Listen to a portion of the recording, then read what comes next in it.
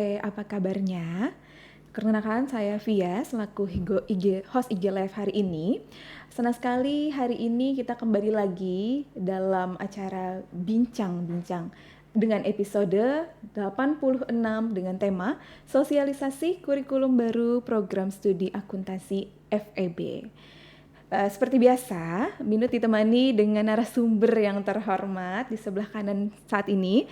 Saya ditemani dengan Mbak Eka Wirajuang Duo Rohmah SEI MAK selaku Ketua Program Studi Akuntansi pada FEB. Halo, selamat pagi Mbak Eka. Halo, selamat pagi Kak. Apa kabarnya nih? Alhamdulillah, seperti hari ini cerah. Cerah, seperti Mbak Eka, cerah paripurna. Baik, seperti biasa nih Mbak Eka, kita kan sedang melaksanakan IG Live dengan hot topic ya pada saat ini, yaitu kurikulum baru. Nah mungkin Mbak Eka boleh dijelaskan sedikit kenapa sih perlu diadakannya dengan kurikulum baru ini? Oke, baik. Jadi memang kita pasti ada alasan ya melakukan sesuatu ya teman-teman ya. Kenapa sih kita perlu adanya revisi kurikulum gitu ya. Jadi sebenarnya rekuri ini bersifat wajib ya untuk seluruh universitas di setiap prodinya. Kita kan ada yang namanya akreditasi per 5 tahun, baik itu akreditasi nasional maupun internasional.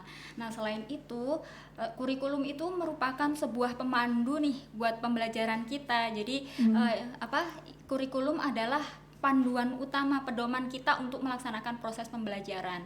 Kemudian yang namanya kurikulum itu kita harus merancang nih untuk bisa menghasilkan lulusan yang dia relevan dengan perkembangan zaman kompetensinya. Kalau di akuntansi ya berarti bidangnya memang akuntansi, tapi akuntansi yang seperti apa yang relevan dengan zaman saat ini. Kemudian tuntutan kerja itu kan dinamis ya. Kalau dulu mungkin akuntansi itu masih banyak yang tentang pembukuan. Nah, saat ini udah bergeser nih karena sekarang udah banyak IT dan lain sebagainya.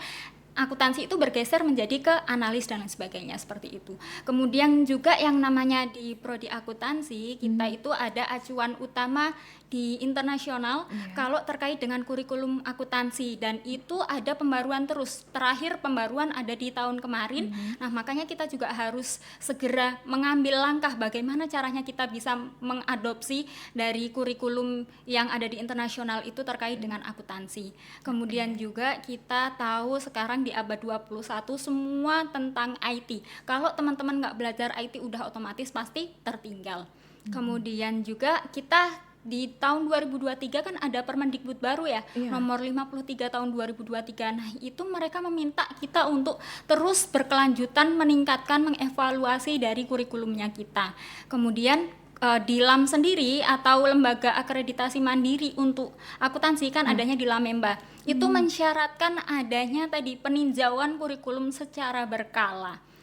Dan peninjauan ini harus nggak boleh hanya kita sendiri, tapi harus melibatkan stakeholder. Stakeholder itu siapa? Bisa dari pemangku kepentingan kayak industri, terus kemudian ada dosen, mahasiswa, alumni, pengguna lulusan yang industri tadi kan macam-macam. Kalau di akuntansi ada di sektor publik maupun sektor private atau swasta. Kemudian juga ada asosiasi profesi. Nah, itu mereka semua kita libatkan nih untuk bisa membuat kurikulum kita sesuai dengan perkembangan zaman saat ini. Kemudian, karena kurikulum ini sebenarnya bukan bim salah bim ya, jadi kadangkala mungkin karena sosialisasinya sekarang dikiranya tiba-tiba, padahal ya betul, kita sudah hampir 2 tahun lebih untuk menyusun kurikulum ini, tetapi memang baru akan dilaksanakan di 2025.2 atau semester depan, jadi bukan semester saat ini ya gitu. Oke, baik. Jadi bukan bim salah bim, langsung kita praktekkan gitu ya, Mbak. Iya, betul. Baik. Nah, mungkin boleh dijelaskan, Mbak Eka, bagaimana dengan visi UT dan visi FEB? Baik, jadi kemarin setelah ada Permendikbud 53, kemudian juga kita PTNBH ya per 2022, maka dari itu UT juga visinya berubah, dan ini akan semua mempengaruhi ke kurikulum. Visi UT saat ini kan menjadi perguruan tinggi jarak jauh berkelas dunia, kemudian itu kan harus turun nih ke fakultas sampai dengan prodi. Nah, FEB kita juga berubah nih visinya, yaitu menjadi Fakultas Ekonomi dan Bisnis yang menyelenggarakan pendidikan tinggi terbuka dan jarak jauh atau PTTJJ berkualitas dunia. Kemudian kita turunkan ke visi misinya prodi akuntansi. Nah, ini visi misi prodi kita yang baru. Jadi kalau yang kemarin kita itu menggunakan visi misi yang lama, sekarang kita pakai yang baru. Visinya yaitu menjadi program studi akuntansi yang berkualitas dunia melalui sistem pendidikan tinggi jarak jauh yang didukung dengan teknologi informasi terkini untuk menghasilkan sarjana akuntansi yang mandiri dan beretika. Nah, di sini kita harus highlight nih, visinya kita itu kayak goalnya kita itu mau apa sih prodi kita itu, termasuk yang namanya prodi itu kan nggak hanya dosennya, tapi seluruh sivitas akademika yang ada di dalam prodi itu termasuk mahasiswanya dan tendiknya atau tenaga kependidikannya. Kalau kita bilang prodi akuntansi kita mau tadi ya, kalau PTTDJ udah kita tahu, kemudian kualitas dunia kita tahu, kita sudah FIBA A, berarti kita sudah mulai mencapai kualitas dunia itu tadi prodinya. Kemudian dengan didukung teknologi informasi terkini, berarti kita memang harus menguatkan IT-nya teman-teman. Kemudian harus ada mandiri dan beretika. Kalau mandiri kan di UT sendiri memang dari awal mahasiswanya memang sudah didorong untuk bisa mandiri. Kemudian kita men-state etika, berarti kan di dalam pembelajaran atau kurikulumnya prodi akuntansi juga harus syarat dengan yang namanya etika.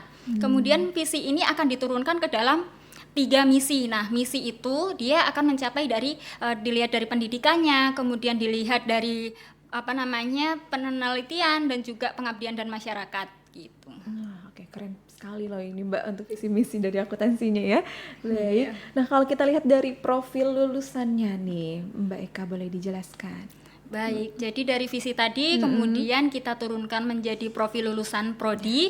Jadi kita mempunyai 4 profil lulusan prodi. Yang pertama terkait dengan sikap, yaitu yang namanya mahasiswa prodi akuntansi itu harus memiliki sikap mandiri, kemudian beretika, berintegritas, kemudian jiwa wirausaha, bertanggung jawab, baik itu dalam praktik bisnis dan juga nilai-nilai budaya organisasi UT. Jadi UT kan punya nilai budaya organisasi ya, yang kita sebut dengan KIARA, atau dia di sana ada kualitas, integritas, inovasi, aksesibilitas, kemudian relevansi dan akuntabilitas. Jadi kita memang harus memberikan apa sih bedanya mahasiswa UT dengan mahasiswa yang lain, yaitu karena UT punya nilai itu, ya itu yang harus melekat di mahasiswa. Kemudian untuk PL yang kedua yaitu mahasiswa mampu menerapkan pemikiran logis, kritis, sistematif dan inovatif secara mandiri, kemudian berkomunikasi yang efektif, berjiwa kepemimpinan, adaptif dan juga dapat menjalin kerjasama. Yang PL ketiganya mampu menguasai teori dan praktik bidang akuntansi dan keuangan. Yang terakhir mampu menerapkan audit atas laporan keuangan berbasis teknologi sesuai standar yang berlaku. Nah, dari profil lulusan ini kita bisa lihat nih kira-kira profesi lulusan dari prodi akuntansi itu apa gitu. Jadi apa nantinya gitu kan. Jadi yang pertama bisa menjadi akuntan. Nah, akuntan ini kita bisa bagi nih, bisa masuk ke sektor publik ataupun di perusahaan atau sektor swasta. Kemudian bisa menjadi auditor. Nah, auditor ini juga macam-macam kan. Nah, bisa di auditor internal ataupun auditor eksternal. Kemudian juga bisa jadi konsultan. Nah, konsultan ini sekarang lagi booming nih Kak. Jadi dia di sana baik itu konsultan untuk sistem informasi akuntansi, kemudian keuangan, pajak dan lain sebagainya, itu sangat bisa memungkinkan mahasiswa kalau lulus bisa menjadi seperti ini. Kemudian yang keempat itu wirausaha. Jadi emang saat ini untuk dari kementerian kita, kemudian dari universitas itu sangat mendorong mahasiswa-mahasiswanya untuk punya jiwa wirausaha. Jadi tidak menutup kemungkinan mahasiswa yang lulusan akuntansi itu bisa menjadi seorang wirausaha. Yang terakhir menjadi analis laporan keuangan. Nah, ini yang tadi yang saya bilang sebelumnya, kalau sekarang akuntan itu bukan lagi disuruh hanya bagian pembukuan, tapi sudah bergeser ke analis gitu. Wow, keren sekali ya Kak ya. Baik, ini tadi sudah ya capaian profil lulusannya ya Mbak ya? Yang tadi profil lulusan. Iya, sekarang kemudian, untuk capaian profil lulusannya bagaimana nih? Nah, jadi dari tadi visinya apa, profil lulusannya apa, kemudian kita turunkan ke dalam yang namanya capaian profil lulusan. Nah, ini dari 4 tadi kita turunkan menjadi 12.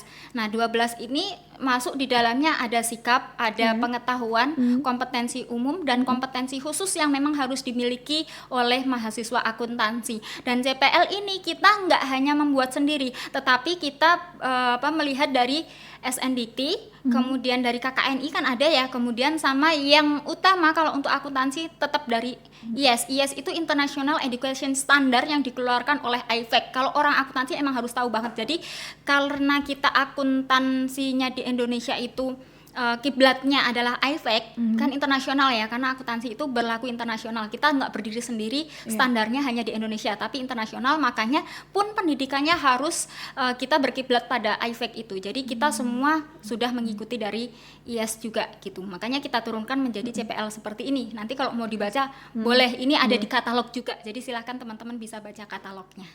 Oke, tinggal diakses saja secara online ya, Mbak ya. Betul. Baik. Nah, kalau kita lihat dari dampak dari perubahan kurikulum ini, apa saja yang didapat dari mahasiswanya? Nah, baik, jadi dampaknya ada macam-macam ya. Yang pertama, kita akan melihat adanya kode mata kuliah yang berbeda. Meskipun nanti mungkin ada mata kuliahnya yang sama, tetapi kodenya berbeda. Hal ini untuk memperlihatkan bahwa memang kita sudah berubah nih dengan mata kuliah yang kodenya baru, berarti ini kurikulum baru gitu. Kemudian yang kedua, nanti kita ada yang namanya kesetaraan mata kuliah antara kurikulum lama dan kurikulum baru. Jadi kalau di akuntansi sendiri nih, ini kita kemarin merancang SKS-nya kan kalau untuk S1 minimal 144 ya. Jadi di kurikulum lama kita memang sudah 144 dan di kurikulum baru sama 144. Kemudian jumlah mata kuliahnya kita juga sama, yang lama 49, yang baru juga 49. Jadi nanti kalau di prodi akuntansi seluruh mata kuliah yang ada di kurikulum lama itu ada kesetaraannya semua di kurikulum baru. Gitu. Kemudian nanti pasti akan ada perubahan komposisi nih mata kuliah dalam paket semesternya, karena kan tadi ya teman-teman ada yang digeser nih, mungkin ada mata kuliah yang di semester berapa jadi semester berapa, karena kan kemarin kita itu banyak perubahan di semester 5 dan 6 utamanya, jadi banyak yang bergeser karena di semester 5 dan 6 kemarin itu kan ada yang namanya MBKM, tapi sekarang namanya berubah jadi magang berdampak. Jadi di semester 5 dan 6 itu memang tidak diperkenankan mata kuliah inti prodi dimasukkan di sana, jadi kita geser ke semester bawah. Dan itu pasti akan berpengaruh ke teman-teman, karena kan istilahnya gini, kita mendukung pemerintah untuk memberikan pengalaman lebih nih buat mahasiswa, tidak hanya belajar di dalam kelas atau di perkuliahan aja gitu. Nah, harapannya ketika teman-teman itu belajar di luar kelas, di luar universitas, atau mereka ikut magang atau ikut apa yang MBKM kan macam-macam ya dan lain sebagainya, itu mereka udah punya dulu nih inti dari prodi saya tuh apa loh gitu. Jangan sampai ketika mereka magang, mereka akuntansi dasar aja nggak tahu gitu kan. Jadi kan nanti akan menjadi pertanyaan orang, lah katanya prodi akuntansi tapi dia akuntansi aja nggak paham kan gitu. Jadi makanya untuk mata kuliah inti prodi itu sudah ditaruh semester 1 sampai 4 gitu. Jadi untuk semester 5 dan 6 adalah mata kuliah supporting prodi. Kemudian nanti untuk mata kuliah di semester 7 dan 8 itu kayak advance-nya prodi gitu. Jadi sudah ditaruh yang seperti itu. Dan juga untuk komposisi ini pasti akan berubah juga di dalam SKS-nya ya teman-teman ya, karena nanti kita lihat ada beberapa mata kuliah dari universitas yang wajib universitas yang SKS-nya itu berubah gitu. Kemudian kita juga diminta setiap prodi harus memiliki mata kuliah pilihan. Nah, di semester 5 dan 6 ini di prodi akuntansi juga punya mata kuliah pilihan. Nah, ini juga kita mendorong dan mengikuti dari Pendikbud yang meminta kita harus ada flexibility. Dan juga kemarin waktu FIBA kita itu didorong banget nih sama asesor, mata kuliah pilihannya mana gitu. Kemudian apa ya istilahnya, biar mahasiswa itu nggak cuman punya pengayaan terkait dengan prodinya dia aja yang inti-inti prodi, tetapi dia apa sih value lebih yang dia miliki di dalam prodi gitu. Kemudian nanti ada 2 lagi nih yang berdampak ya, terkait dengan artikel ilmiah. Nah, kemarin kalau di kurikulum lama ini kan kita namanya karil ya, karya ilmiah. Nah, nanti di kurikulum baru karil itu nggak ada, adanya adalah artikel ilmiah yang menjadi salah satu pilihan dari TAPS gitu. Kemudian nah ini layanan TAPS nanti berubah. Jadi kita ada beberapa layanan TAPS di prodi akuntansi yang bisa teman-teman pilih. Oke, baik. Kalau kita lihat dari perubahan kode mata kuliahnya, gimana nih Mbak Eka? Baik, jadi kode mata kuliah di akuntansi sendiri itu berubah yang tadinya dari EKSI menjadi EACC ya. Jadi kalau dilihat di kurikulumnya teman-teman bisa lihat, jadi di sana tidak hanya kode EKSI atau kalau yang sekarang ya ada Iya. EXI, ada kode-kode lain kayak MKWI dan lain sebagainya. Jadi istilahnya gini, di dalam kurikulum ada yang namanya mata kuliah wajib dari universitas atau institusi. Kemudian juga ada mata kuliah yang dia inti dari sebuah fakultas. Contohnya di FEB itu kan ada kayak manajemen gitu ya. Nah, itu semua mahasiswa yang ada di FEB itu harus punya basic itu. Makanya dia juga dapat mata kuliah yang dia kodenya EKMA ya, padahal itu di prodi akuntansi itu tetap dapat. Nah, yang inti prodi itu yang tadi kodenya EXI. Nah, kalau nanti di kurikulum baru itu kodenya adalah EACC. EACC, baik. Terima kasih. Nah, kalau kita lihat dari perbedaan bobot SKS mata kuliah kurikulum lama dengan kurikulum baru di tingkat universitas terbukanya. Baik, nah ini yang kemarin menjadi agak rame nih di LKAM-nya teman-teman ya. Ada mata kuliah tambahan nih kalau kita lihat ya, Mbak ya. Sebenarnya bukan mata kuliah tambahan sih istilahnya, karena semuanya kan disetarakan. Tapi yang bikin rame adalah jumlah SKS-nya mahasiswa itu pada turun kemarin itu gitu. Jadi kalau kita lihat dari sini aja nih, di kurikulum lama pendidikan kewarganegaraan itu 3 SKS, tapi di kurikulum barunya itu 2 SKS. Kemudian bahasa Indonesia juga berubah, yang dari 3 SKS jadi 2 SKS. Bahasa Inggris naik dari 2 SKS jadi 3 SKS, karena bahasa Inggris ini kan ada apa ya, kayak sekarang tuh dunia lagi butuh nih, jadi teman-teman memang diharuskan bahasa Inggrisnya oke lah sekarang gitu. Kemudian TAPS-nya juga berubah, yang tadinya itu 4 SKS jadi 6 SKS. Dan ada mata kuliah wajib baru di universitas, yaitu yang pertama Pancasila. Dulu di kita nggak ada, di prodi akuntansi itu nggak ada, jadi ada mata kuliah Pancasila 2 SKS. Kemudian belajar di era digital 3 SKS, karena kita itu dari UT PTTJJ, makanya kita perlu wajib adanya belajar di era digital ini. Kemudian yang terakhir tadi saya bilang ada kewirausahaan lagi di-push nih dari pemerintah maupun dari kampusnya kita, makanya kewirausahaan di era digital ini juga muncul sebagai mata kuliah wajib dari tingkat universitas. Baik, jadi ada yang berkurang tapi juga ada yang bertambah total Betul. SKS-nya ya, Mbak ya. Iya. Baik. Kalau kita lihat yang ditawarkan dari tugas akhir program sarjana pada prodi akuntansi apa saja nih, Mbak? Nah, TAPS-nya kita ada 3 macam. Jadi ini atau ya, bukan 3-3-nya. Soalnya kemarin juga rame, teman-teman dikiranya 3-3-nya ngambil, ya nggak mungkin dong gitu kan. Nah, Benar, jadi kita di sini ada 3, yaitu UKT atau ujian komprehensif tertulis. Nah, UKT ini mirip TAP sekarang, cuman karena SKS-nya naik dan kita ada tadi di IS itu ada apa ya, bidang-bidang ilmu yang memang harus masuk, makanya kemudian mata kuliah pendukungnya nambah. Kemudian artikel ilmiah itu mirip Karil saat ini. Kemudian untuk yang proyek itu juga kalau teman-teman pernah ikut magang BTN yang tahun kemarin ikut magang BTN atau yang saat ini atau yang pernah ikut MSIP, tahulah. Jadi ada kayak mini proyek, nanti teman-teman bisa silakan melihat nih, dijadikan kelompok ya, kelompok-kelompok. Jadi satu kelas itu 15 mahasiswa, jadi kemudian akan dikelompokkan lagi, satu kelompok itu sekitar 5 orang. Nanti ada pembimbingnya, kemudian teman-teman itu akan melihat nih di sekitarnya teman-teman kira-kira ada masalah apa ya, istilahnya kita melihat kayak ada mitra, ada UMKM nih, dia ada masalah apa di sana, kemudian solusi apa yang teman-teman harus lakukan untuk bisa mengatasi masalah tadi. Jadi ada proyek, istilahnya dia nyari solution, harus ada karya di sana.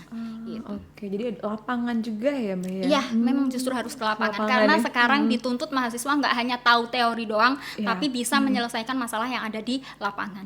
Oke, sekali lagi ini adalah pilihan ya, Mbak ya. Betul. Jadi tidak wajib diambil semua. Baik, kalau kita lihat dari kesetaraan mata kuliahnya nih, dari prinsip penyetaraan mata kuliahnya, Mbak, boleh dijelaskan? Iya.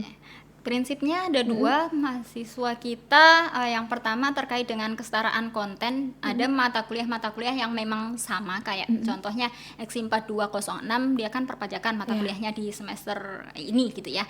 Nanti di semester yang baru atau kurikulum baru itu menjadi EACC 4104 juga mata kuliahnya perpajakan. Jadi ini ada yang disetarakan sama, benar-benar kontennya juga sama. Tapi ada kesetaraan yang kita bilang sebenarnya aslinya antara semu sampai buta gitu, karena kita kan tidak mau merugikan mahasiswa ya. Makanya di prodi akuntansi tadi sudah disounding, kalau di kurikulum lamanya kita ada 49 mata kuliah, di kurikulum barunya juga sama 49. Jadi semua mata kuliah yang sudah ada di kurikulum lama itu pasti dikonversikan atau disetarakan di kurikulum baru. Kemudian jumlah SKS-nya itu sama juga, 144 ke 144. Nah, yang harus teman-teman ketahui, penyetaraan ini nanti akan otomatis oleh sistemnya di AAK. Jadi bukan kita yang menyetarakan, bukan dari prodi juga. Dan ini agak berbeda sistemnya dengan RPL. Kalau RPL kan penilaian nih, rekognisi istilahnya. Kalau ini benar-benar langsung disetarakan oleh sistem. Kemudian kalau untuk mahasiswa yang lulusnya di semester ini di 2025.1 itu masih menggunakan kurikulum lama, jadi nggak ada kurikulum barunya. Kan kemarin kan masih uji coba ya LKAM-nya ya, jadi semester yang 8 juga pada tiba-tiba berubah. Nah itu nanti dikembalikan lagi menggunakan kurikulum lama kalau memang mahasiswa itu yudisium dan lulus di semester ini gitu. Jadi nggak ada penyetaraan ke kurikulum baru. Kemudian kalau mahasiswanya ongoing di 2025.2 nanti atau di semester depan dan udah menempuh karil tapi belum lulus, jadi dia tetap harus ngambil mata kuliah kesetaraannya. Kalau memang belum lulus ya berarti emang harus ngambil, kan dia belum lulus. Tapi kalau dia udah lulus ya dia aman gitu kan, mata kuliah kesetaraannya akan otomatis di grading gitu. Oke, jadi di garis bawahi ya Mbak ya, Iya. disetarakan jika matkul tersebut sudah lulus. Iya, seperti untuk itu ya. yang karil ya. Oke, baik, terima kasih. Nah ini kalau kita lihat kesetaraan TAP dan karilnya untuk prodi akuntansinya Mbak, boleh dijelaskan Mbak Eka? Baik, untuk TAP-nya kita akan kita setarakan ke UKT langsung. Dari yang tadinya 4 SKS ke 6 SKS, tapi nilainya tetap ya, kalau tadinya dapat B ya dapat B, kalau dapat A ya A. Nah ini nanti sebenarnya kalau nilai teman-teman bagus, naiknya juga akan bagus karena kan 6 SKS, dari 4 ke 6 itu nanti berarti bobot untuk EPK-nya juga akan naik. Tapi ketika nilainya jelek ya itu tadi, jadi akan merugikannya di situ. Ketika nilainya jelek dia otomatis akan jadi tambah jelek karena bobotnya jadi makin nambah gitu ya. Cuman kalau dilihat dari evaluasi kemarin rata-rata untuk TAP sih teman-teman bagus-bagus ya nilainya, banyak yang AB lah intinya gitu. Kemudian terkait dengan mata kuliah karil itu akan kita setarakan dengan mata kuliah Science Data. Gitu, pengantar Science Data yang ini yang kemarin rame kan waktu ada istilahnya uji coba LKM itu masih belum pada keluar karena kan masih penarikan gitu ya. Cuman ya kalau dia semester ini udah selesai sih nggak ada masalah gitu. Tapi kalau dia semester depan masih ada satu lagi semester gitu, nah nanti meskipun dia saat ini udah ngambil karil atau sudah lulus semester kemarin, terus dia masih ongoing di 2025.2, karilnya akan langsung disetarakan dengan pengantar Science Data. Oke, baik. Ini kita lihat ada tabel dari mengenal kesetaraan mata kuliah kurla akuntansi. Ini menarik sekali ini ya Mbak ya. Ada kata-kata mata kuliah yang asing ya nih ya. Iya betul, ada yang baru dan ada yang lama gitu ya. Nah baik, ini kita lihat kalau di semester 1 dulu ya. Di sini sih kalau untuk yang mahasiswa baru sih aman-aman aja ya, karena dia kan dari nol istilahnya gitu ya. Nah kemudian di sini ada perubahan yang saya highlight kuning-kuning itu adalah mata kuliah yang geser SKS-nya.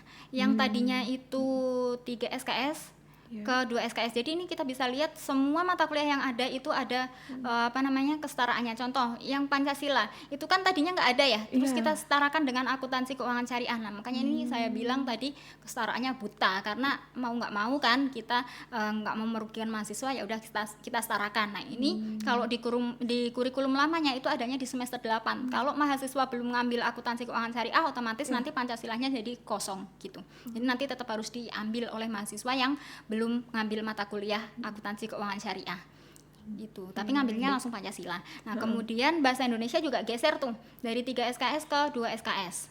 Kemudian kewarganegaraan juga geser dari 3 SKS jadi 2 SKS. Kemudian di semester 2 itu semuanya aman, belum pernah diambil oleh mahasiswa. Kalau seandainya nanti di 2025.2 itu mahasiswa masih di semester 2 gitu.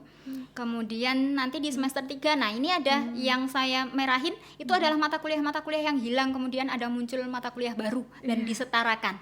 Contoh manajemen operasi, nanti itu nggak muncul lagi karena kita berpikir bahwa manajemen operasi ini lebih ke manajemen, bukan di akuntansi, padahal masih ada mata kuliah yang diperlukan oleh prodi akuntansi gitu. Kemudian kita muncul ada mata kuliah baru, laboratorium perpajakan. Nah ini akan sejalan dengan profil kita yang tadi ada konsultan pajak. Jadi memang kita tambahkan di sini biar mahasiswa punya praktik pajak. Kemudian kewirausahaan di era digital ini juga wajib kan? Jadi kita munculkan di sini dan kita setarakan dengan matematika ekonomi yang kemudian kita hilangkan matematika ekonominya. Kemudian mata kuliah yang lain itu hampir-hampir sama. Nah, ini yang saya kuning-kuningkan itu benar-benar mata kuliah yang SKS-nya itu geser. Jadi biar mahasiswa itu tahu gitu loh, kalau bagian mana sih yang menyebabkan kok SKS saya turun gitu. Kalau secara SKS mungkin ada yang turun gitu, tetapi kalau secara jumlah mata kuliah sama gitu ya. Nah, kemudian ini yang agak rame, mata kuliah etika dan pendidikan anti korupsi. Nah, ini kan kita munculkan karena divisinya kita ada, dan ini menjadi salah satu pendukung TAPS ya. Jadi kalau untuk pendukung TAPS itu wajib tempuh, bukan wajib lulus ya. Kemudian banyak rame nih, lah terus kalau saya udah mau semester 7 gitu kan, mau ngambil TAP gimana, ini belum menempuh etika dan pendidikan anti korupsi, ini mata kuliah baru nih. Nah, ternyata kalau di kita itu kita setarakan dengan mata kuliah manajemen sumber daya manusia, dan ini sudah diambil oleh mahasiswa di semester 3 untuk kurikulum lama. Jadi aman sebenarnya. Jadi nggak ada masalah kalaupun mahasiswa, apalagi yang SIPAS ya, ini kan udah di semester 3. Nah, harusnya dia pasti sudah ngambil dan nanti langsung pasti TAP-nya aman, bisa terjaring ke TAP gitu. Kemudian yang agak riwah juga, nah ini di bawah di bagian semester 7 kita bisa lihat ya, di semester 7 itu, nah ini dari 6 SKS, dari 4 menjadi 6. Jadi ini kayak apa ya, langsung tiba-tiba naik nih gitu SKS-nya. Makanya kalau yang semester-semester bawah mungkin kerasanya kok SKS saya turun gitu ya, apa nanti saya nambah mata kuliah? Enggak, dia nggak akan nambah mata kuliah, dan nambah semesternya juga enggak selagi dia mengikuti aturan kurikulum lamanya diikuti. Jadi contoh nih, kalau SIPAS kan aman ya, jadi dia udah tahu nih semester 1 harus ngambil apa, semester 2 apa dan lain sebagainya. Nah, kalau yang non SIPAS ini kan kadang-kadang lompat, tapi kan acuan dia tetap kurikulum yang ada di katalog. Kadangkala itu ada mahasiswa kita yang agak unik gitu ya, jadi dia non SIPAS gitu, kemudian dia masuk dari semester berapa, nah dia tiba-tiba tuh ngambilnya langsung masuk ke semester paling atas, semester 8 dulu deh ngambil, nanti kemudian semester 7, terus semester 6, jadi dia suka-suka dia, kan ada yang kayak gitu ya, namanya mahasiswa karakternya unik-unik gitu ya. Nah, yang kayak gitu tuh yang harus dilihat dulu, karena ketika dia tidak mengikuti arahan dari kurikulum, nanti ada tadi mata kuliah pendukung TAP dia kesulitan gitu. Tapi ketika dia sudah mengikuti arahan kurikulum, dia note nih mana-mana mata kuliah yang memang harus diambil dulu sebelum bisa mengikuti TAP, ya dia akan aman-aman aja nanti di kurikulum baru. Kemudian yang tadi biasanya di semester 5 dan 6 ini yang kurikulum baru kan ada mata kuliah pilihan ya. Di situ ada tertera pilih satu mata kuliah dari mata kuliah pilihan yang tersedia. Nah, ini hanya akan muncul satu ya untuk kesetaraannya ya. Jadi mata kuliah yang lainnya itu sudah disetarakan dengan yang lain gitu. Jadi mereka atau mahasiswa itu di kurikulum baru aman-aman aja. Kemudian nanti gimana cara ngambilnya nih, boleh milih enggak gitu kan. Nah, ini kan masih transisi, jadi mahasiswa mungkin masih banyak bingung. Akhirnya diputuskan dari universitas nanti akan dimunculkan satu pilihan yang bisa diambil mahasiswa. Jadi sebenarnya kita sudah menawarkan 3, tapi biar mahasiswa nggak bingung, yang bisa dipilih hanya satu gitu. Jadi itu yang akan diambil mahasiswa untuk mata kuliah pilihannya. Baik, terima kasih Mbak Eka. Kita lihat di sini ada tabel mata kuliah pengganti paket registrasi SIPAS. Gimana nih, apa nih maksudnya nih Mbak? Kita contohkan. Jadi kan kalau ini untuk yang SIPAS ya. Tadi saya bilang ada mata kuliah yang geser gitu ya. Benar. Jadi kalau contoh ini untuk yang mahasiswa nanti di semester depan itu dia masuk semester 3. Mata kuliahnya kan ada lab perpajakan. Ini baru pasti belum diambil. Ini juga kesetaraannya adalah manajemen operasi di semester 6. Berarti dia kan pasti belum ngambil nih. Kemudian ada kewirausahaan di era digital. Itu kesetaraannya adalah matematika ekonomi di semester 1. Berarti dia udah ngambil. Nah, berarti kemudian yang mata kuliah lain kita lihat, nah dia kesetaraannya itu ada di semester yang memang dia belum ngambil, dia masuk tetap, maksudnya dia akan ngambil itu di registrasi mata kuliahnya di semester 3.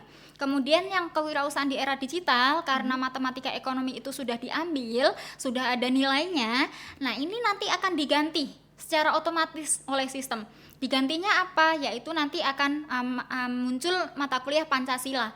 Karena mata kuliah Pancasila ini kan kesetaraannya ada di semester 8 ya tadi, akuntansi keuangan syariah. Nah, makanya nanti akan dimunculkan mata kuliah Pancasila yang belum diambil tadi. Dan ini otomatis, jadi teman-teman SIPAS nggak usah khawatir, nggak usah mikir lagi nanti mana yang muncul di MyUT-nya. Nah, itu yang dia ambil, sudah disistemkan gitu. Ini untuk pengetahuan mahasiswa aja.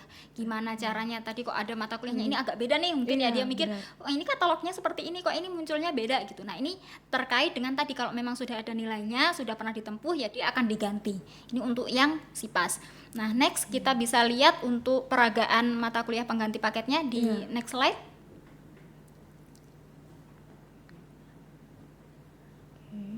Ini menu.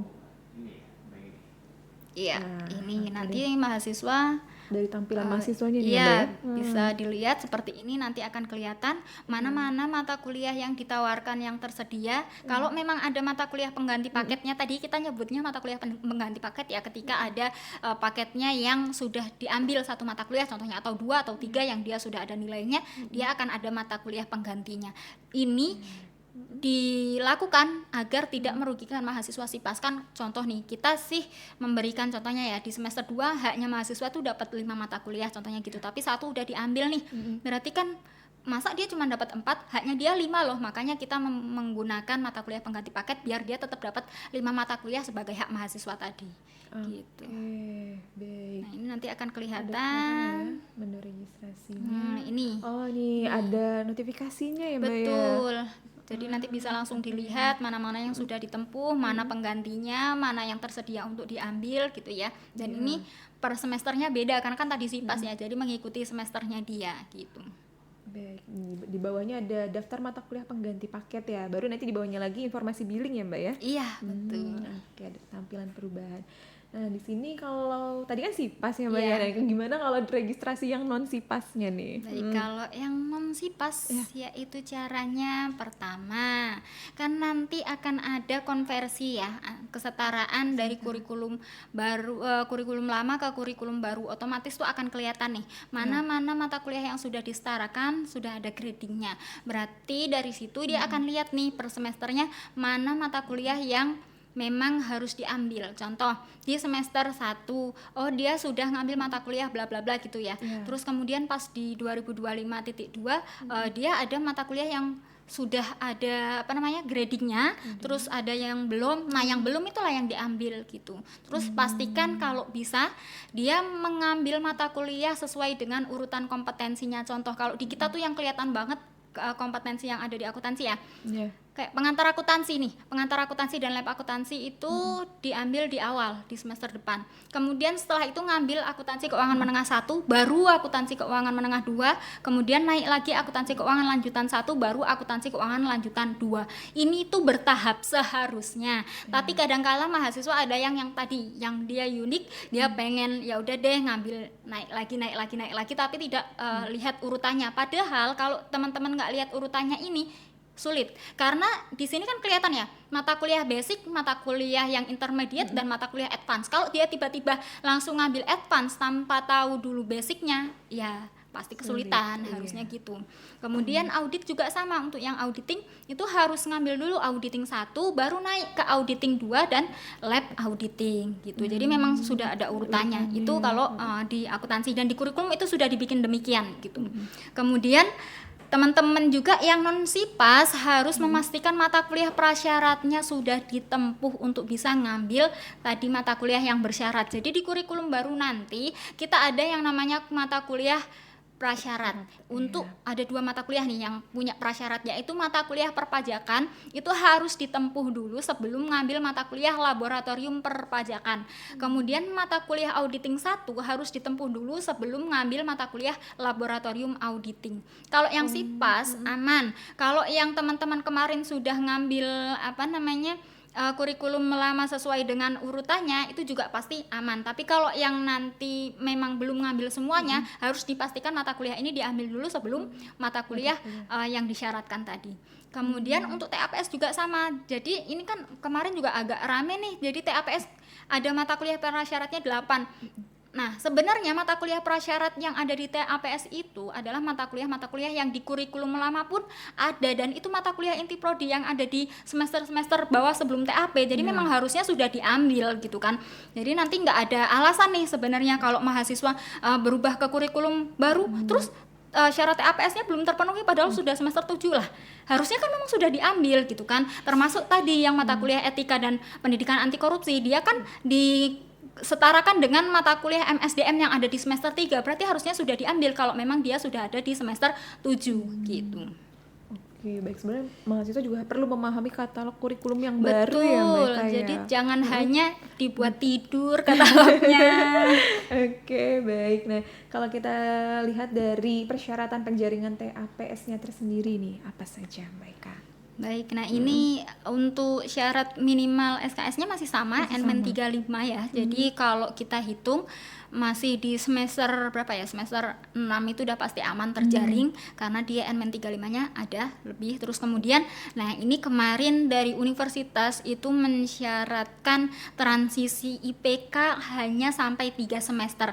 Artinya apa? Untuk penjaringan TAPS di semester depan 2026.2 sampai 2027 2026.2 jadi 5 ya 2025.2 2026.1 2026.2 itu masih IPK minimalnya 2, tapi di 2027.1 itu sudah harus minimal 2,5. Ini kenapa terjadi? Karena sekarang di pasar kerja mereka sudah mensyaratkan IPK yang tinggi, meskipun kita tahu istilahnya di luaran sana kadang-kadang ada isu yang bilang lah banyak kok yang IPK-nya rendah tapi kerjanya bagus-bagus aja. Tapi berapa persen kita kan mau menaikkan kemungkinan kita, istilahnya apa ya, kayak ada satu quote yang saya ingat banget dari seorang figur kita gitu ya. Ada yang bilang gini, jadi kita lihat kayak Bob Sadino itu kan dia anomali ya istilahnya. Dari sekian ribu atau juta orang yang nggak sekolah, berapa persen yang dia jadi bos besar? Tapi dari berapa juta orang yang dia sekolah, yang dia ya lulus universitas atau dan lain sebagainya, yang istilahnya dia sekolah punya pendidikan, berapa persen yang dia bisa menjadi bos besar dan dia sukses dan lain sebagainya, kan gitu. Jadi kita memang tidak bilang kalau kalian kuliah pasti kalian sukses, enggak, tapi kita memunculkan atau menaikkan kemungkinan teman-teman itu bisa menjadi lebih daripada sebelumnya gitu. Intinya itu sih. Makanya kemudian IPK ini juga berlaku dinaikkan karena ada permintaan pasar yang juga naik gitu. Kemudian syarat selanjutnya adalah harus sudah menempuh metodologi penelitian karena itu menjadi salah satu syarat TAPS ya. Kan nggak bisa kita ngambil TAPS tanpa tahu metode penelitian dulu gitu. Nah ini syarat TAPS-nya kita, mata kuliah prasyaratnya ada 8. Ini disarikan dari International Education Standard, jadi kita nggak bikin sendiri sebenarnya. Jadi yang pertama terkait dengan akuntansi keuangan, di situ ada akuntansi keuangan menengah 1, kemudian 2, karena ini prodi akuntansi ya, jadi dia harus minimal intermediate, nggak bisa basic lagi untuk syarat utamanya. Kemudian terkait dengan akuntansi biaya, akuntansi manajemen, auditing juga masuk, auditing 1. Kemudian sistem informasi akuntansi, ini karena kita ada tuntutan terkait IT, kemudian perpajakan, dan etika dan pendidikan anti korupsi. Jadi ini semua sudah diambil di semester sebelum TAPS dan di kurikulum juga sudah dibuat demikian. Oke, baik. Untuk informasi ini juga ada di katalog ya, Betul. Mbak Eka ya. Baik. Ini kalau persyaratan penjaringan TAPS untuk mahasiswa SIPAS. Kalau SIPAS ini aman aja. Kalau yang kelihatan yang pasti IPK ya tadi sama. Jadi kalau untuk 3 semester ke depan masih menggunakan minimal 2. Kalau nanti di 2027.1 itu baru minimal 2,5. Kalau syarat mata kuliahnya yang penting semester 1 sampai semester 6 sudah ditempuh karena semester 7 ya TAPS-nya gitu.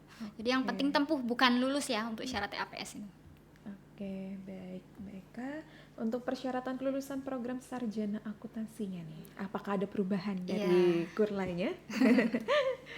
Baik, jadi terkait dengan syarat kelulusannya untuk TAPS itu nilai minimalnya C, kemudian IPK minimal. Nah, ini juga sama ada transisi. Kalau untuk 3 semester ke depan itu masih minimal 2, tapi kalau untuk di 2027.1 minimalnya 2,5 baru bisa lulus. Kemudian pastikan mahasiswa tidak registrasi mata kuliah saat penjaringan kelulusan ini, karena ketika dia registrasi mata kuliah otomatis dia tidak akan bisa terjaring kelulusan gitu. Kemudian harus memperoleh nomor ijazah nasional yang diajukan melalui penomoran ijazah dan sertifikat profesi. Oke, baik. Jadi kurang lebih masih sama ya, baik ya. Iya. Oke, baik. Kita bisa next di sini untuk penjelasan RPL-nya nih, boleh dijelaskan? Ini karena ramai makanya saya tambahkan di sini keterangannya. Jadi untuk RPL sendiri atau rekognisi pembelajaran lampau, di sana kan RPL adalah pengakuan atas capaian pembelajaran yang diperoleh seseorang, baik itu dari pengalaman kerjanya, kemudian pelatihan non formal, informal ataupun pendidikan sebelumnya, baik itu pendidikannya formal atau informal tadi ya, yang memungkinkan adanya konversi gitu kan. Jadi SKS. Kemudian itu juga untuk mempercepat masa studi. Tetapi RPL itu hanya berlaku untuk calon mahasiswa. Jadi harus calon mahasiswa. Kalau udah menjadi mahasiswa tidak ada yang namanya RPL. Nah, kenapa kok RPL itu hanya untuk calon mahasiswa? Jadi yang pertama, RPL itu sebagai penempatan atau pengakuan awalnya calon mahasiswa. Jadi dia mata kuliah apa ya yang kira-kira sudah ditempuh, kemudian yang bisa diakui, yang dikonversi itu mana ya gitu. Terus kemudian di sana juga sebagai bagian dari seleksi masuk gitu kan. Kira-kira nih mahasiswa ini, karena kan dia waktu awal habis registrasi kan nanti kita lihat nih nilainya berapa dan lain sebagainya. Kemudian kalau udah oke, nah baru mereka akan registrasi sebagai mahasiswa. Dan yang ketiga adalah itu tidak berlaku surut bagi mahasiswa aktif. Nah, jadi pengakuan capaian itu atau yang tadi RPL-nya hanya sah sebelum proses akademik dimulai. Kalau mahasiswa sudah mulai perkuliahan, dia sudah menjadi mahasiswa aktif, capaiannya harus diperoleh melalui mekanisme akademik resmi, baik itu melalui ujian, tugas, praktik dan lain-lain. Kalau kita kan melalui ada di tutorial kan ada diskusi, ada kehadiran, kemudian juga ada tugas dan ada ujiannya kita kan. Kalau yang mata kuliah praktik ya ada praktiknya gitu. Nah, itu yang harus ditempuh untuk memperoleh nilai di dalam perkuliahannya mahasiswa.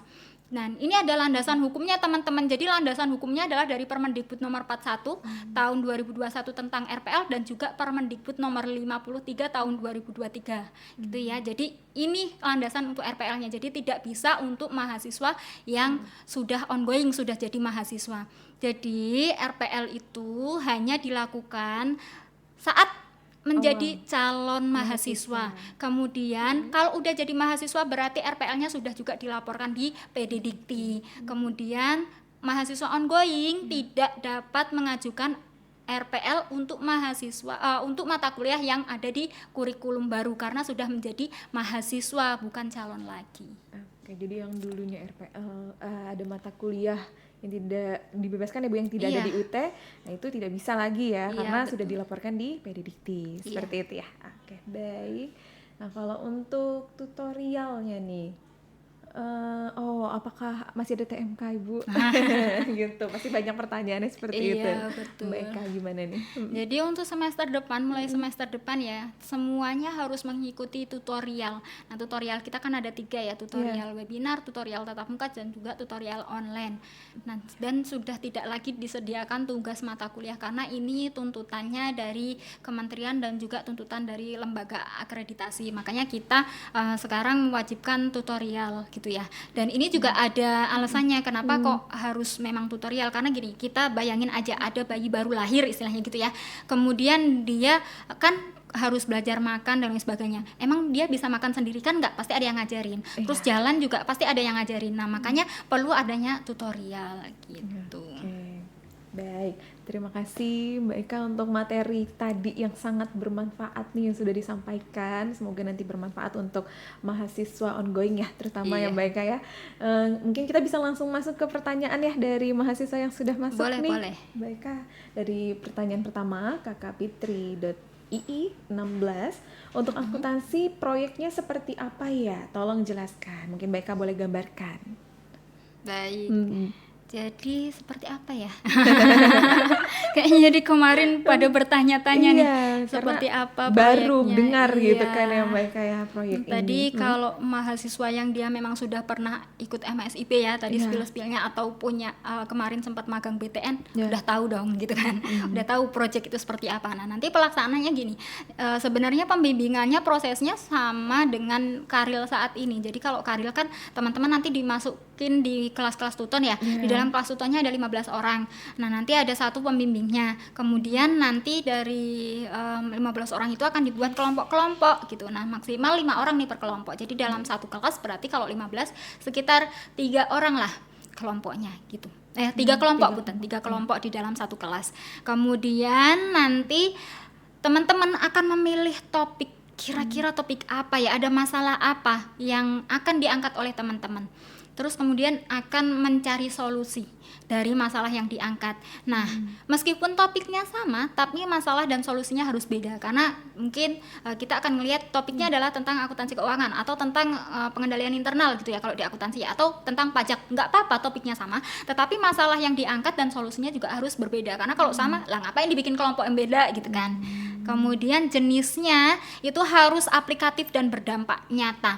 Contohnya kalau di prodi akuntansi, bisa nanti mungkin teman-teman akan membuat studi kasus bisnis atau akuntansi. Kemudian juga bisa tentang proyek kewirausahaan gitu ya. Atau membuat aplikasi akuntansi sederhana atau sistem pengendalian internal, bikin SOP gitu ya. Terus kemudian menganalisis software akuntansi gitu. Kemudian bisa juga melakukan penelitian lapangan praktik akuntansi. Nah, nanti skema untuk pembimbingannya tadi saya bilang mirip Karil. Kalau yang teman-teman belum pernah ngambil Karil kan belum punya bayangan. Jadi di sana pembimbingannya hybrid. Meskipun dimasukin di dalam tuton, teman-teman nanti ada beberapa masa atau beberapa aktivitas yang dilakukan pembimbingannya secara tuton, kayak tuton saat ini. Kemudian ada juga beberapa pembimbingan yang dilakukan menggunakan web gitu. Jadi memang hybrid bimbingannya. Dan jangan lupa ketika bimbingan ya hadir. Kalau teman-teman nggak hadir gimana ngebimbingnya kan gitu ya. Itu yang teman-teman harus paham. Kemudian outputnya adalah laporan proyek dan produk atau prototype. Penilaiannya adalah 100% dari tadi hasil bimbingannya teman-teman, produknya teman-teman kan nanti akan masuk di dalam laporan ya. Nah, itu yang akan dijadikan bahan untuk penilaian dan 100% hanya dari itu. Jadi luarannya yang akan dinilai, nggak ada ujian gitu. Oke, baik. Kalau pembimbingan tersendiri Mbak Eka itu hanya tersedia di project, terus Aril atau TA untuk yang UKT-nya juga? Oh baik, jadi Gimana? untuk TAPS ya seluruh TAPS-nya. Ini kan modelnya beda-beda nih. Kalau yang project ini kayak gini, kalau Karil tadi juga mirip pembimbingannya dengan yang proyek gitu ya. Jadi yang ya hampir samalah dengan yang saat ini. Jadi hybrid juga menggunakan tuton, tapi pembimbingannya tuton plus web. Kemudian kalau untuk yang TAP atau yang sekarang TAP besok kan namanya jadi UKT. Nah, itu pembimbingannya itu kan modelnya hampir sama lah dengan TAP saat ini, hanya beda jumlah mata kuliah pendukungnya.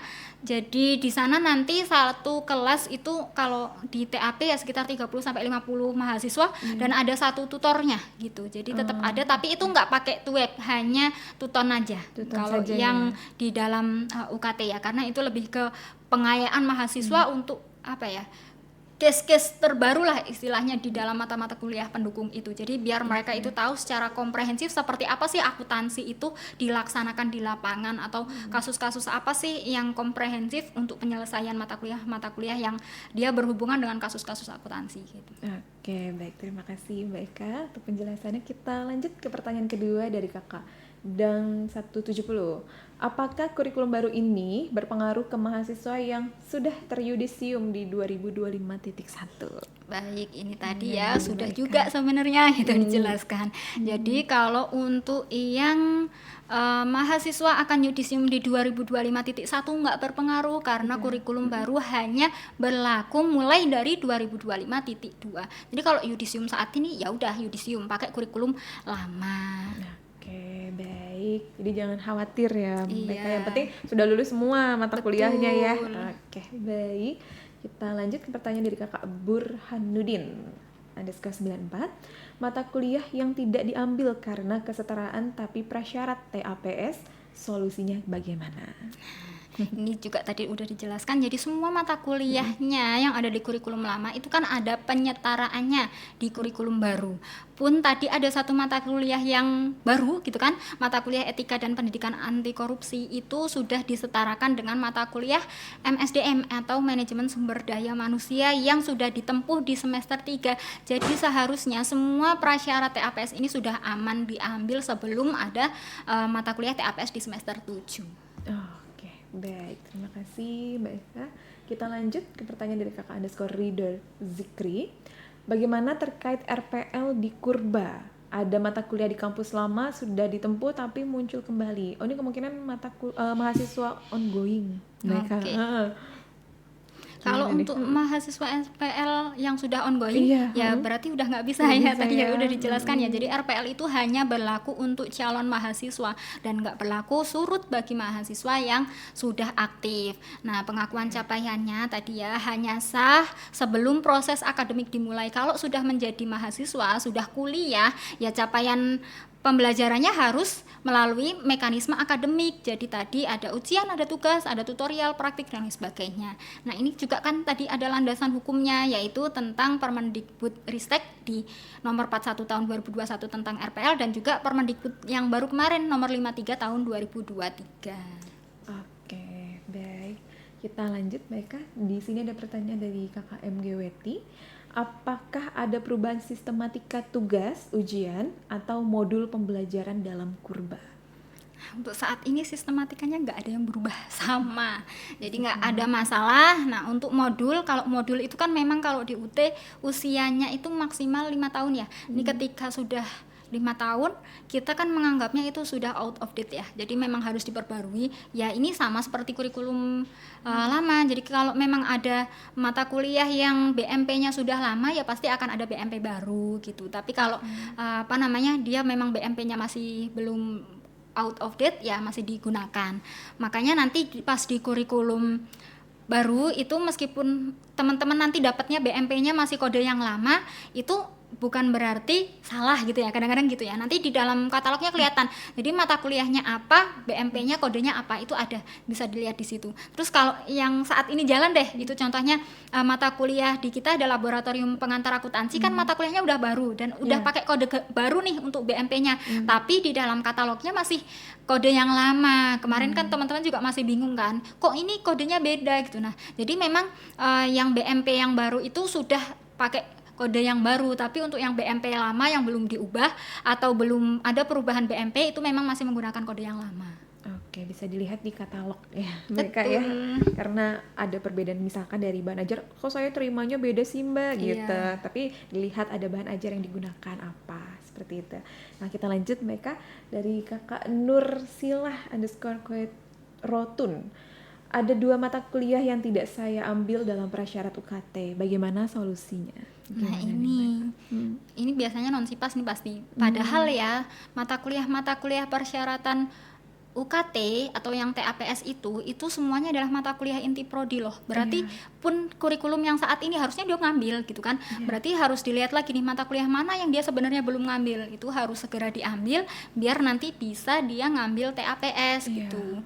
Yang tadi pun yang mata kuliah kesetaraannya nggak ada, bukan kesetaraannya nggak ada, tapi yang mata kuliah baru yang sudah disetarakan, yang etika dan pendidikan anti korupsi itu kan juga harusnya mata kuliah kesetaraannya sudah diambil di semester 3 gitu. Jadi dia harus cek lagi nih, kira-kira mata kuliah apa ya yang sebenarnya harusnya dia sudah ngambil tapi belum diambil gitu. Oke, lagi-lagi harus cek katalog kurikulum ya. Iya. Benar. Baik, kita lanjut pertanyaan dari Kakak SPBRNA. penerapan praktek dan peningkatan skill kurba untuk prodi ini bagaimana, Min? Apa bedanya dengan yang lama? Nah, ini bagus banget nih pertanyaannya.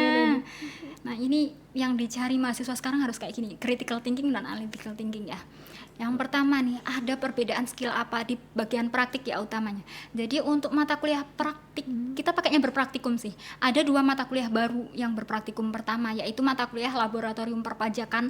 Nanti teman-teman akan diajari bagaimana sih pajak itu tidak hanya teori, tapi memang menghitung pajak, kemudian teman-teman harus ngisi SPT seperti apa, itu nanti diajarkan di dalam mata kuliah ini, karena ini penting banget buat mahasiswa akuntansi. Ini mata kuliah wajib ya. Kemudian satu lagi adalah mata kuliah akuntansi sektor publik. Ini menjadi mata kuliah pilihan, tapi pilihan yang sebenarnya nanti akan muncul gitu.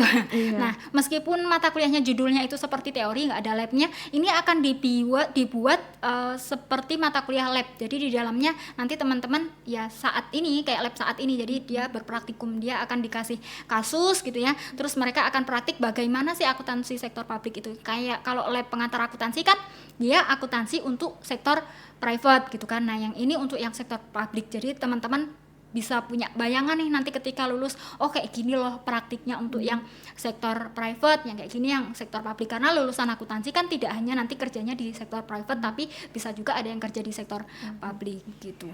Terus skillnya apa aja, ini bagus banget tadi ya. Jadi tadi sebenarnya kita sudah mulai bisa lihat dari profil lulusan kita ataupun CPL kita. Jadi kita ada penguatan terkait dengan etika, kemudian terkait dengan IT, kemudian ada tata kelola dan manajemen resiko, kemudian critical thinkingnya masuk, innovation masuk, analytical masuk, dan juga bahasa. Ini bisa dilihat dari mata kuliahnya.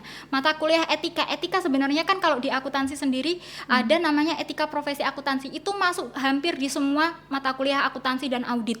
Kemudian mata kuliah etika kita juga munculkan di etika dan pendidikan anti korupsi.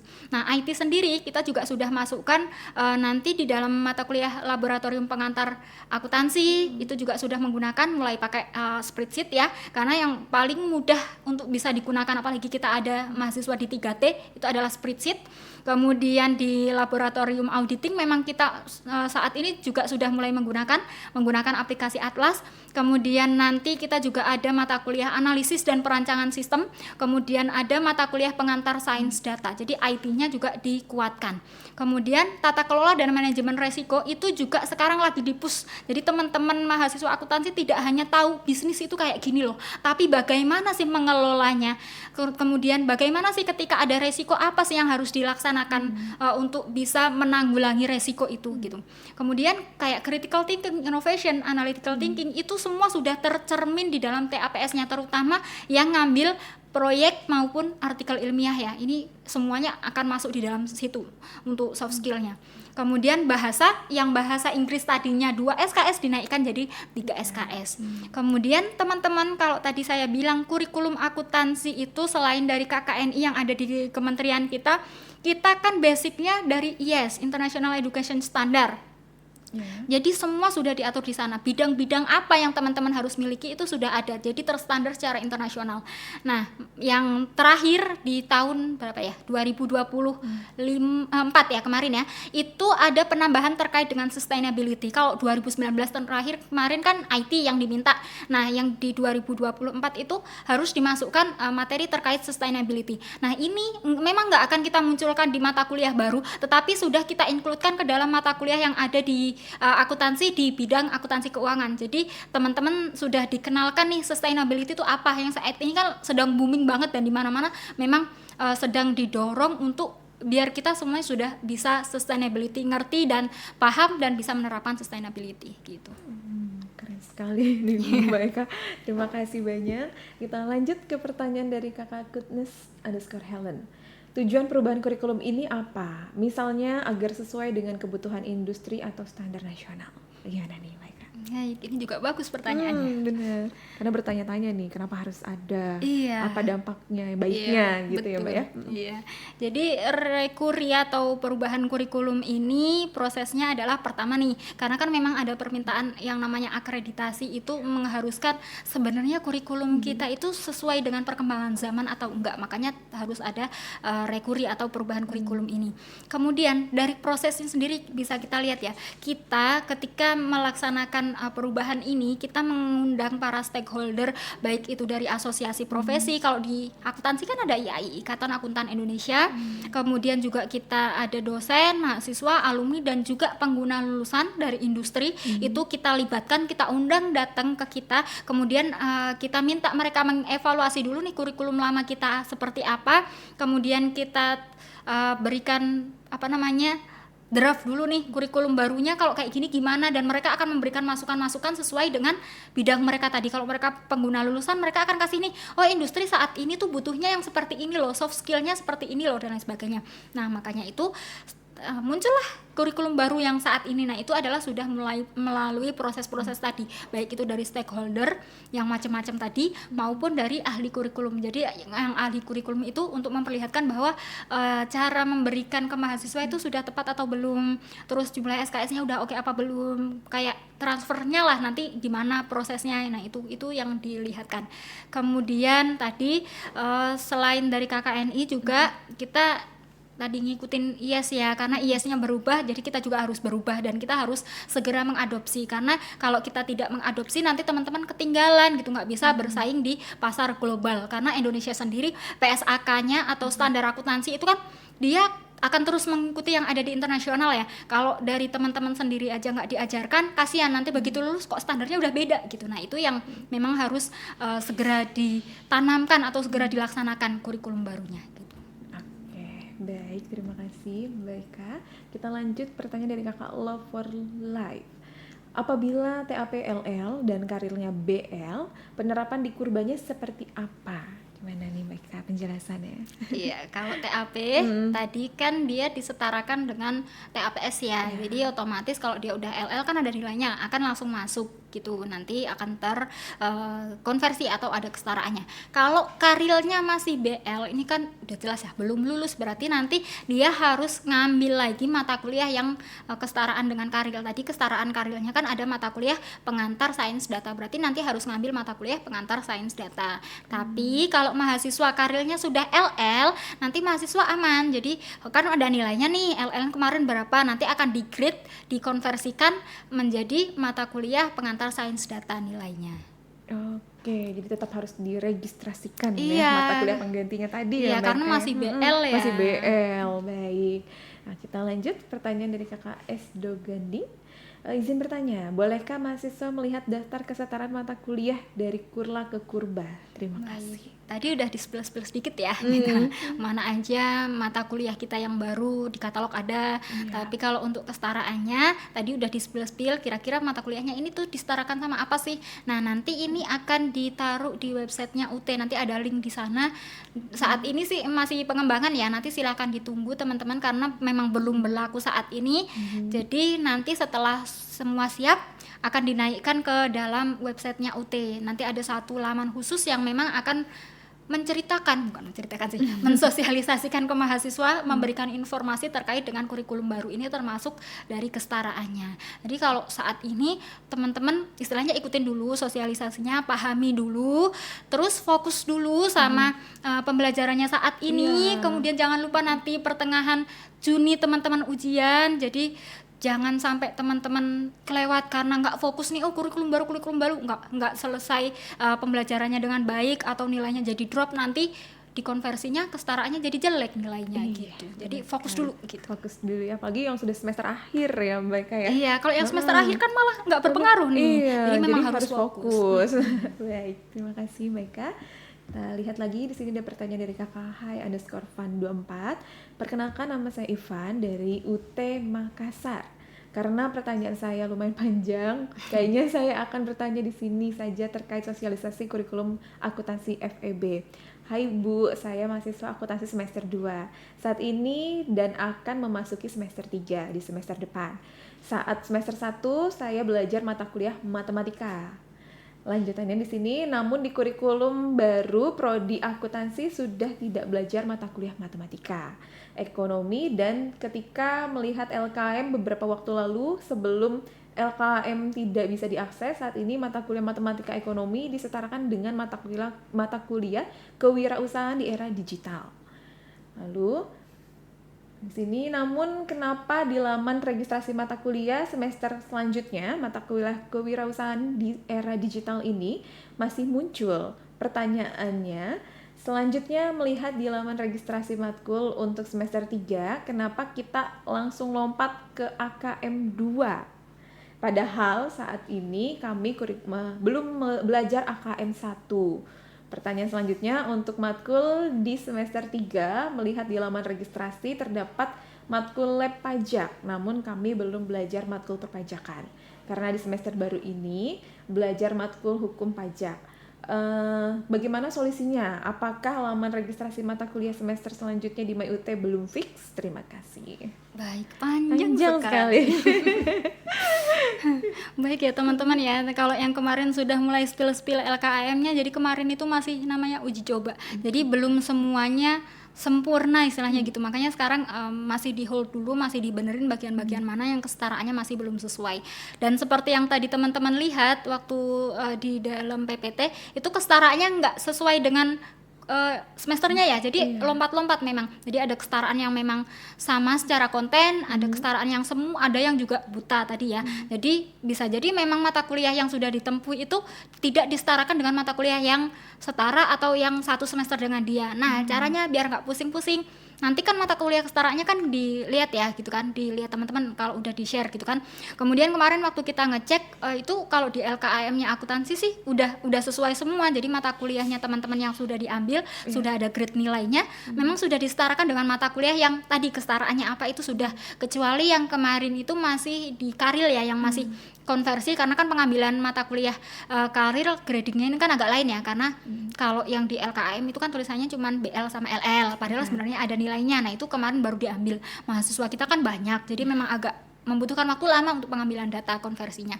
Nah itu nanti kalau teman-teman ngambilnya saat ini adalah SIPAS, registrasinya caranya adalah tadi udah dilihatin ya.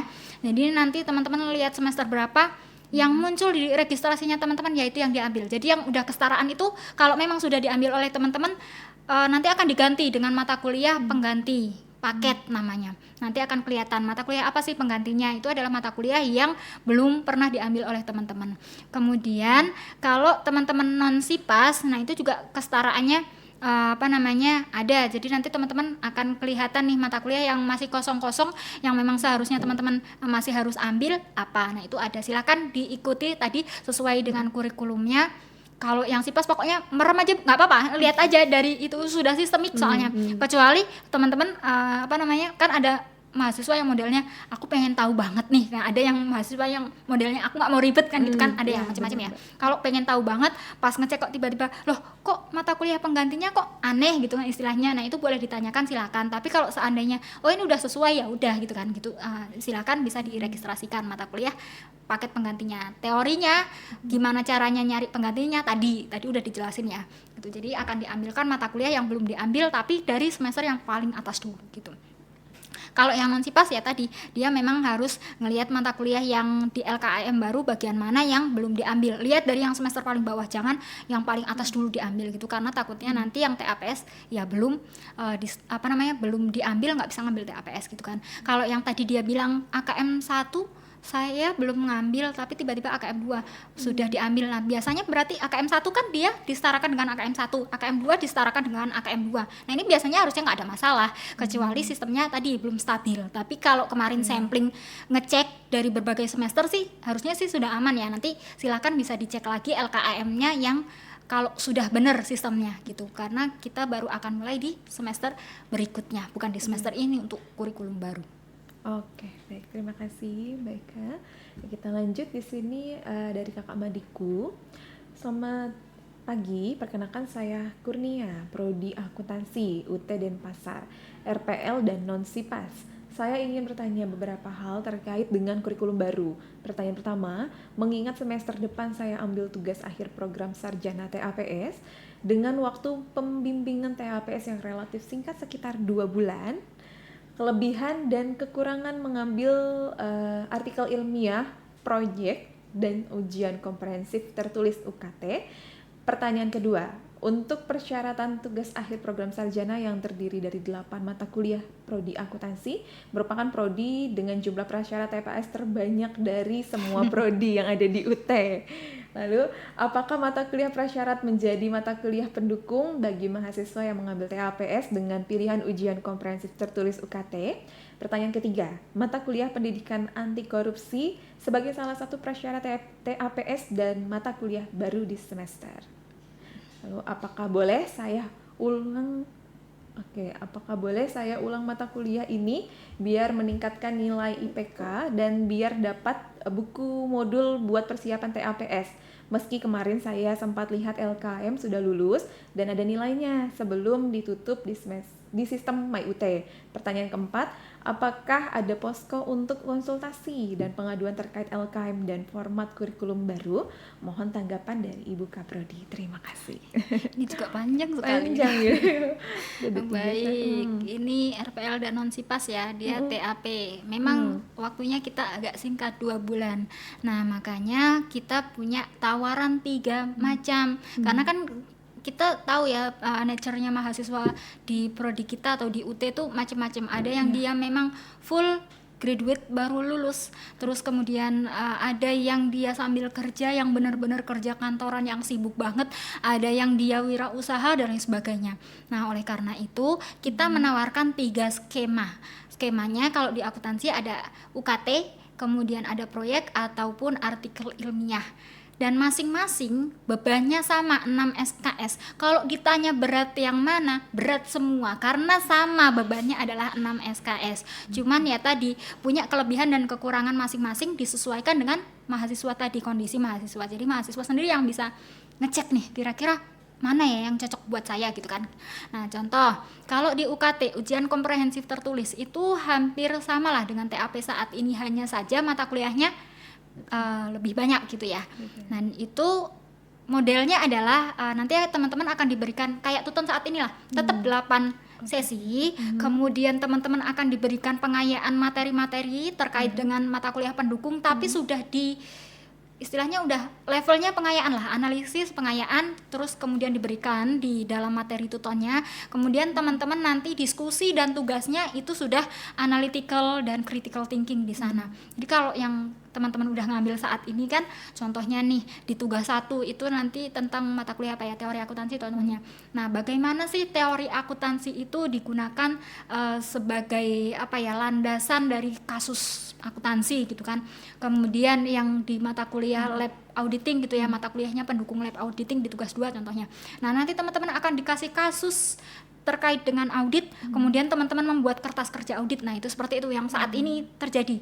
Nah, nanti kalau untuk semester depan juga hampir sama, hanya saja mata kuliahnya tadi beda, dan ini akan kita buat secara komprehensif. Jadi teman-teman apa ya, biar tahu lah seperti apa sih sebenarnya penggunaan akuntansi di lapangan itu kan. Mereka kan nggak hanya bisa kita menyelesaikan dari satu sisi. Jadi ada satu kasus kayak contoh nih, kita melihat di perusahaan, instansi atau industri. Ketika kita mengaudit jadi auditor, kan teman-teman nggak hanya harus bisa ilmu audit, tetapi ilmu akuntansinya juga harus bisa, ilmu perpajakannya juga harus bisa, akuntansi biaya harus bisa, akuntansi manajemen juga harus bisa. Kemudian selain itu, bagaimana kita berlaku pas kita harus berkomunikasi dengan klien dan lain sebagainya, waktu kita ngambil data bayi wawancara, konfirmasi dan lain sebagainya, itu terkait dengan etika. Nah, maka dari itu sebenarnya kita yang diajarkan di dalam UKT itu adalah kasus-kasus bagaimana mereka menyelesaikan ketika di lapangan. Jadi memang komprehensif istilahnya gitu. Jadi jangan membayangkan itu 8 mata kuliah banyak-banyak gede-gede itu dijadiin satu, enggak. Tetapi kita ambil bagian-bagian tertentu yang kita komprehensifkan gitu. Baik, terima kasih Mbak Iya, Eka. ini masih banyak nih kita.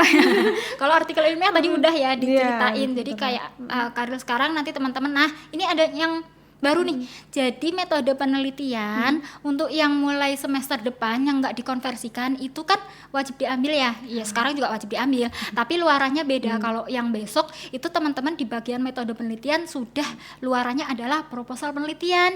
Jadi ketika teman-teman nanti ngambil TAPS, teman-teman tinggal lanjutin tuh, baik itu teman-teman ngambil yang artikel ilmiah maupun yang proyek. Kalau UKT kan berarti udah paham nih kira-kira nih kasus-kasus di akuntansi di lapangan itu seperti apa pas metode penelitian gitu. gitu. Jadi di sini tinggal lanjutin sebenarnya. Jadi ini sudah ditata meskipun 2 bulan gitu kan. Nah, itu nanti teman-teman tetap bisa menyelesaikan. Dan yang harus teman-teman ketahui, ikutin rule-nya. Terus kadang kan ada yang pengen ideal ya, jadi dia pengen menyelesaikan kasus yang besar gitu. Contohnya sekarang lagi ada kasus tentang yang korupsi Pertamina dan lain sebagainya. Dia mau menyelesaikan penelitian tentang korupsi Pertamina itu kenapa sih, investigasi dan lain sebagainya. Ya itu nggak mungkin kalau 2 bulan. Jadi pastikan teman-teman mengambil topik dan isu yang bisa diselesaikan dalam jangka waktu 2 bulan, dan itulah fungsinya teman-teman, bimbingan sama pembimbingnya. Jadi kalau teman-teman seandainya ada kesulitan, silahkan ke pembimbingnya. Baik, terima kasih. Ini ada yang terakhir, apakah ada posko tadi? Nah, posko. Nanti kalau posko silakan bisa ke Pelma Fakultas, pelayanan mahasiswa fakultas juga silakan. Kalau teman-teman mau ke Halo UT silakan, nanti juga akan tetap disambungkan ke fakultas. Kemudian kalau teman-teman mau melalui UT daerah juga silakan, karena di UT daerah juga teman-temannya kan di sana atau staf-stafnya kan juga ada dari dosen-dosen juga kan. Nanti kalau memang istilahnya dosen di sana, yang prodi ini kayaknya saya kurang paham, bentar ya tanyakan, pasti nanti akan tetap disambungkan ke fakultas dan ke prodi. Jadi pintu utamanya adalah ada di fakultas. Boleh di Pelma Fakultas, di websitenya UT ada ya, atau di websitenya FEB ada. Silakan nanti di sana bisa melalui emailnya FEB, atau ada WA-nya juga, ada juga untuk teleponnya FEB. Oke, baik. Terima kasih Mbak Eka. Ternyata tadi sudah masuk. Di sini ada lagi ya dari live chat nih, tambahan ya Mbak Eka ya. Dari Kakak Elis Yulianti Nur Hasana. Bismillah, saya tinggal 5 matkul lagi. Apakah nanti akan bertambah dengan matkul baru? Saya berharap tidak, karena ingin selesai di semester depan. Gimana nih Mbak Eka? Udah sabar mau lulus nih. Iya, benar. Nah, kalau dia tinggal 5 mata kuliah lagi, tadi sudah diterangkan kalau kita kan kurikulumnya setara semua ya. Jadi kalau tadi kita punya 49 mata kuliah di kurikulum lama, di yang baru juga 49. Kalau dia kurang 5 berarti sudah ngambil 44 mata kuliah. Nanti di kurikulum barunya juga akan disetarakan dengan 44 mata kuliah. Jadi dia tetap sama, tetap ngambilnya 5 mata kuliah di kurikulum baru. Jadi nggak ada masalah. Masih sama ya jumlah mata kuliahnya ya mereka ya. Baik, kita lanjut lagi tanya live chat. Kakak Miftahul Lisnain. Kak mau tanya, saya dari SIPAS Semi TTM semester 6. Untuk semester 7-nya matkul registrasinya sudah ditempuh. Untuk Kurla semester 7 ada matkul perpajakan. Tapi di Kurba matkul perpajakan ada di semester awal. Oke, ini tadi geseran ya. Iya, geser. Ini yang SIPAS ya, meskipun semi TTM tapi ini SIPAS. Kalau SIPAS ini udah aman, jadi nanti kesetaraannya udah langsung masuk ya. Jadi udah tahu nih kalau seandainya itu kasusnya kan ada mata kuliah yang sudah diambil gitu kan. Ya udah, nanti akan ada mata kuliah pengganti paketnya yang langsung otomatis ada di sistem, tinggal diambil aja yang mata kuliah pengganti paketnya itu. Jadi sudah tersistem, gak usah mikir lagi. Sudah. Jadi jangan khawatir ya. Oke, baik. Kita lanjut dari Kakak Syal Sylvia. Semester 2 kan ada lab pajak sama menengah 2. Padahal belum belajar pajak sama menengah 1. Itu gimana Ibu? Nah, ini SIPAS apa non SIPAS gitu kan. Harus kita lihat nih. Lab perpajakan itu semester 3 ya, bukan di semester 2 teman-teman. Semester 2 itu baru perpajakan. Nah, perpajakan tuh sebelumnya ada di semester 7, benar. Tapi kan karena kita ini yang lab perpajakan di semester 3 itu kan disetarakan dengan manajemen operasi. Manajemen operasi itu di semester 6. Jadi sebenarnya sudah berurutan. Jadi kalau kita ngelihat dari kesetaraannya yang lama itu lab perpajakan kan dengan manajemen operasi diambil semester 6, kemudian baru lab perpajakan di semester 7 ya. Nah, ini berurutan nanti untuk teman-teman yang dia non SIPAS ya terutama ya, ataupun yang SIPAS ini nanti ada pengecualian. Jadi ketika mereka nanti istilahnya belum menempuh nih, tetapi sudah harus belajar dulu, nah nanti akan diambilin dulu nih perpajakannya gitu. Kan perpajakan belum diambil dulu nih. Nanti tetap akan dimasukin dulu di registrasinya yang perpajakan, baru lab perpajakan. Kecuali dia sudah nempuh perpajakan gitu ya. Atau kalau seandainya manajemen operasinya sudah lulus di semester 6, saat besok itu semester 7 berarti kan perpajakannya yang belum. Ya nggak apa-apa, namanya konversi kan udah otomatis. Jadi meskipun dia belum ngambil perpajakan tapi lab perpajakannya sudah ada gradingnya ya nggak ada masalah, karena itu haknya dia dapat kesetaraan gitu ya. Jadi yang tadi berlaku mata kuliah dia harus ada prasyarat adalah ketika dia memang belum menempuh sama sekali, atau dia mungkin dia masih semester 1 saat ini, nanti semester 2 itu nah dia baru ngambil perpajakannya, semester depan kan dia ngambil perpajakan, baru semester 3-nya ngambil lab perpajakan. Kalau yang teman-teman sudah ongoing ya udah tinggal ikutin aja konversinya gitu, itu sudah aman, kita sudah memikirkan sampai sana gitu. Tapi kalau seandainya nanti teman-teman loh ini tetap nggak bisa nih, padahal saya udah punya hak buat ngambil, sudah lab perpajakannya sudah aman, tapi perpajakannya saya nggak bisa ngambil gitu, silahkan bisa nanti lapor ke Halo UT atau ke Pelma gitu ya, nanti biar kita atur atau kita koordinasikan dengan pihak DAAK bagaimana caranya biar teman-teman tetap bisa ngambil. Oke, baik, kita lanjut. Baik, di sini dari Kakak Ozi_Sultan. Untuk mata kuliah kesetaraannya ditentukan prodi, sudah fix atau boleh kami pilih, Bu? Gimana? Baik, kalau mata kuliah kesetaraan itu sudah ditentukan oleh prodi ya, karena pertimbangannya banyak pertimbangan akademis teman-teman, jadi tidak boleh dipilih sendiri oleh mahasiswa gitu ya. Dan ini sudah melalui tim, jadi tidak hanya 1-2 orang yang membuatkan kesetaraannya, dan ini sudah juga didiskusikan sampai dengan tingkat universitas, nggak hanya di tingkat prodi gitu. Dan ini sudah masuk juga ke sistem, jadi tinggal teman-teman tunggu hasilnya di LKAM. Oke, baik, terima kasih. Kita lanjut dari Kakak Anissa FHS_. Ibu tolong jelaskan untuk konversinya seperti apa? Baik, di kesetaraan LKM ya. Nah nanti ini udah otomatis by system ya teman-teman ya. Kalau yang kemarin teman-teman udah mulai spill ngecek LKAM, nah itu uji cobanya seperti itu. Jadi nanti dari LKAM lamanya teman-teman udah langsung tuh masuk kesetaraannya ke LKAM baru. Jadi mata kuliah contoh yang akuntansi keuangan syariah di semester 8 disetarakan dengan Pancasila contohnya ya. Nah itu nanti langsung otomatis Pancasilanya ada grade-nya gitu. Terus kayak AKM 1 di semester yang lama, kemudian di kurikulum baru juga tetap AKM 1, nah itu akan langsung masuk ke grade AKM 1 gitu ya. Jadi mereka akan otomatis masuk langsung ke LKM yang baru secara sistemik gitu. Oke, sudah by system. Baik, kita lanjut dari Kakak Erni MYSR_. Izin bertanya Ibu, saya mahasiswa RPL. Terdapat beberapa matkul di katalog yang baru yang sebelumnya tidak ada. Ternyata sudah saya tempuh.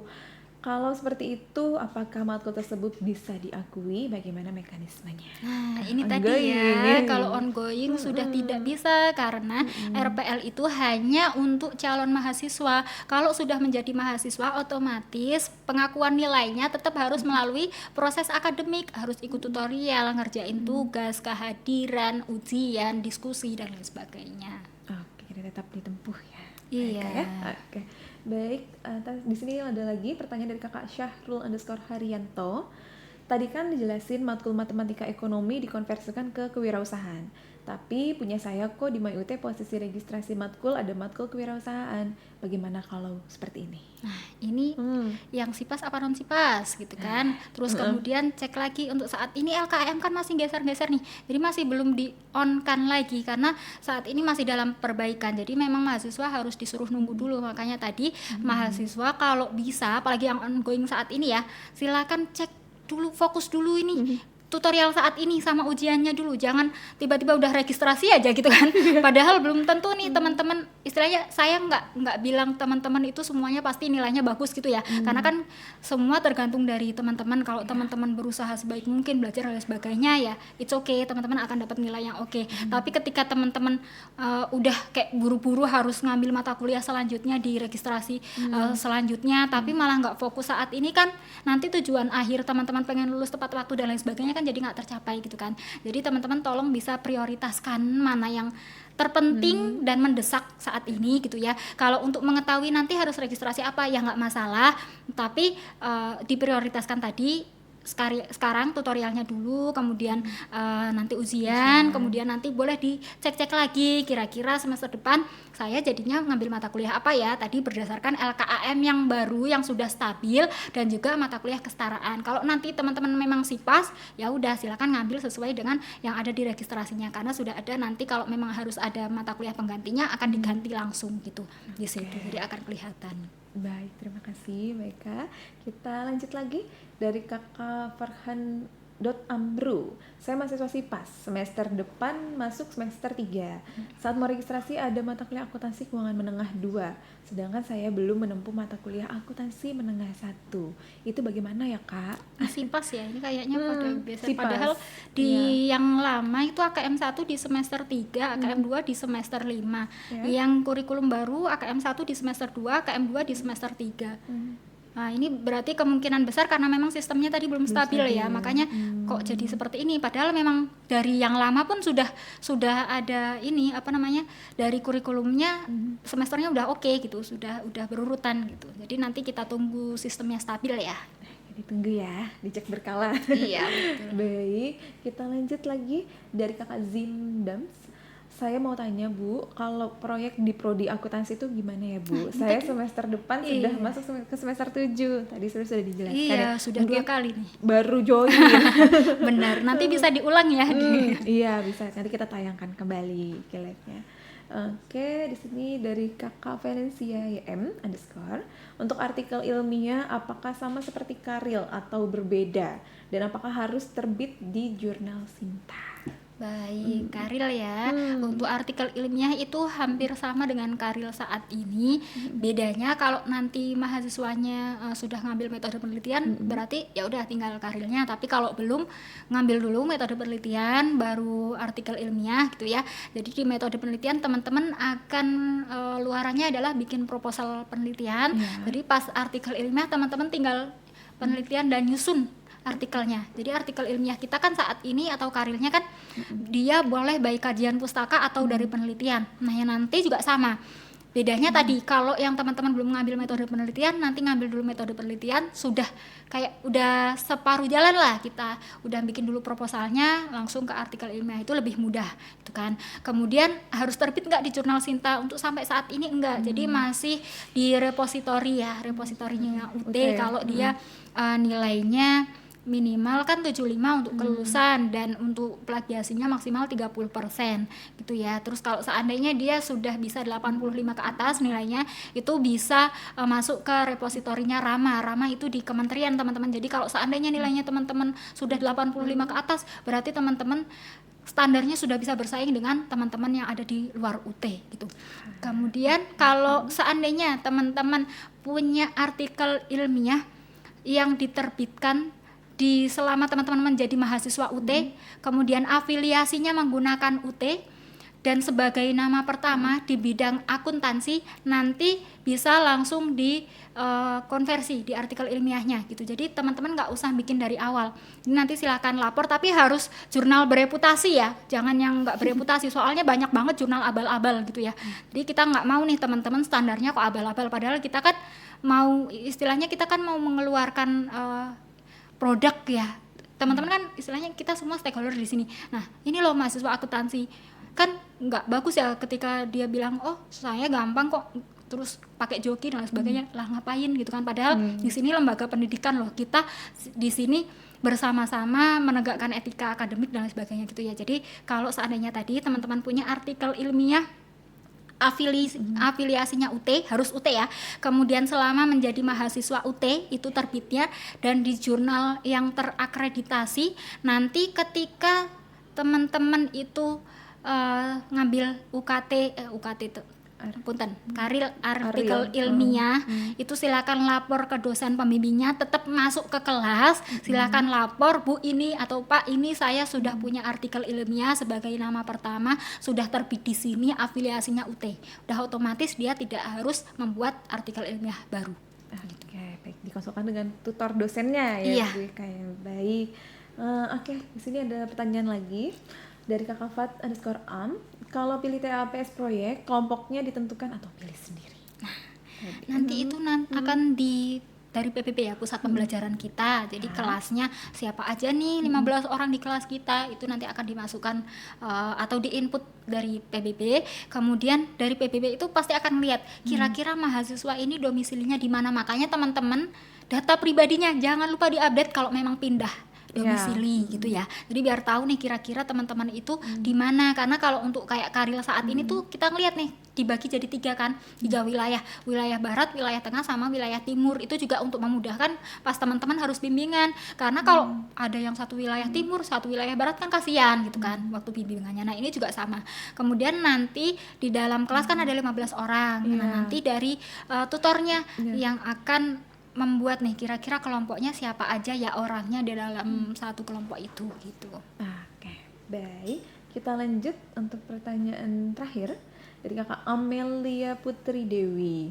Berarti kalau ada praktik nanti diajaran nggak Min? Ajarinnya tatap muka atau Zoom? Oh, diajarin nggak Min? Ajarin tatap muka atau Zoom nih? Baik, kalau di akuntansi sendiri model berpraktikumnya adalah nanti teman-teman dikasih case, teorinya kan udah dapat, terus kemudian nanti ada kertas kerja gitu ya, membuat kertas kerja. Nah sebenarnya di BMP sudah ada cara pembuatan kertas kerjanya, terus kemudian biasanya kita akan menambahkan di awal sebelum perkuliahan atau awal-awal banget perkuliahan itu ada namanya e-lecturing. Jadi di dalam e-lecturing mata kuliah yang khusus berpraktikum ini teman-teman akan diajarin kira-kira teman-teman itu harus ngapain di mata kuliah itu, praktiknya ngapain, terus bagaimana cara praktiknya gitu. Nah kalau tata caranya kayak itu kan nanti akan dibagi nih di 8 tugas. Jadi 8 tugas itu berkesinambungan. Ini satu siklus, karena akuntansi kan satu siklus, audit juga satu siklus, pajak juga satu siklus gitu kan. Nah itu berkesinambungan semua tuh. Nanti akan dikasih tahu nih di sesi 1, tugas 1 itu kalian ngapain, tugas 2 itu ngapain, tugas 3 ngapain, sampai dengan tugas 8 itu ngapain. Itu semuanya sudah ada di dalam tutorialnya. Itu di dalam laman e-learning-nya istilahnya gitu. Oke, baik. Wah, terima kasih banyak nih Mbak Eka, ternyata sudah berakhir ya IG live kita pagi ini. Mungkin sebenarnya masih banyak nih pertanyaannya. Cuma nanti ya kita tayangkan ya untuk tayangan IG live hari ini. Jadi nanti rekaman IG live akan tayang di YouTube UT TV dan Humas Universitas Terbuka. Jadi kalau teman-teman yang ketinggalan tadi boleh ditonton ulang lagi gitu.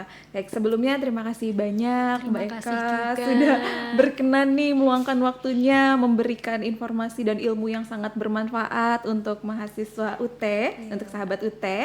Nah, sebelum mengakhiri IG live hari ini, mungkin Mbak Eka mau memberikan closing statement kepada mahasiswa UT sedikit. Baik, oke teman-teman, jadi beberapa hal yang teman-teman harus tahu dulu dan teman-teman harus menetapkan di dalam hati. Pertama, ketika ada perubahan apapun jangan denial dulu, pahami dulu perubahan itu, lihat sisi baiknya dulu, terus kemudian kalau memang ada sisi yang negatif, teman-teman lihat apakah sisi negatif itu lebih banyak daripada sisi positifnya gitu ya. Kemudian selain jangan denial, fokus sama yang terpenting dan yang paling mendesak saat ini. Nah, baru setelah itu teman-teman menerapkan priority. Baru setelah itu go. Pokoknya semangat teman-teman. Oke, baik, terima kasih banyak Mbak Eka untuk masukannya juga nih kepada mahasiswa UT.